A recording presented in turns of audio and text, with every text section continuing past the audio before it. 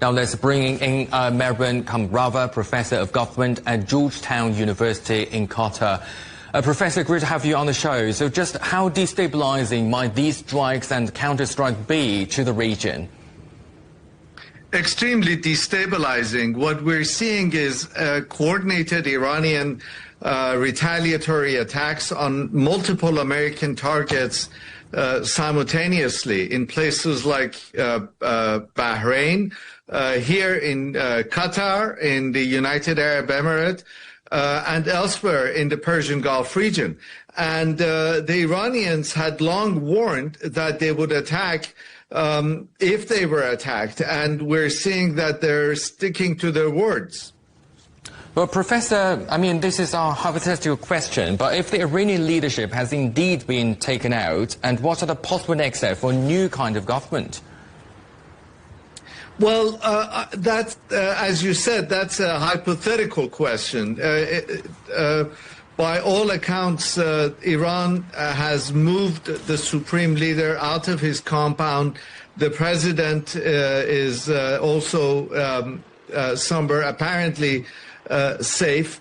But the Islamic Republic has long been quite adept at crisis management. It has really been lousy at management, at administering and managing the country. But at crisis management, it's been quite good. And as such, it has dealt with crises of this magnitude before. And I think one would assume that they have multiple contingency plans in place for removal of even the highest levels of its leadership. Well, Professor, the Gulf Arab allies were pressing for a diplomatic solution, apparently. So why did the US decide to side with Israel and move away from the regional and international preference for talks? That's a really good question. I think by virtue of his actions, President Trump had pushed himself into a corner from which he couldn't necessarily maneuver out. By sending what he called the Armada, by amassing American military troops. And we have seen again and again that Donald Trump has been played by Prime Minister Benjamin Netanyahu. Prime Minister Netanyahu has once again forced Donald Trump's hand. Just as the negotiations over Iran's nuclear file were beginning to bear fruit, the Israelis attacked Iran just as they had done back in June of 2025 and derailed the negotiations. And it appears as if once again Donald Trump has become a victim to Benjamin Netanyahu's larger political and diplomatic regional designs. And how might this end then?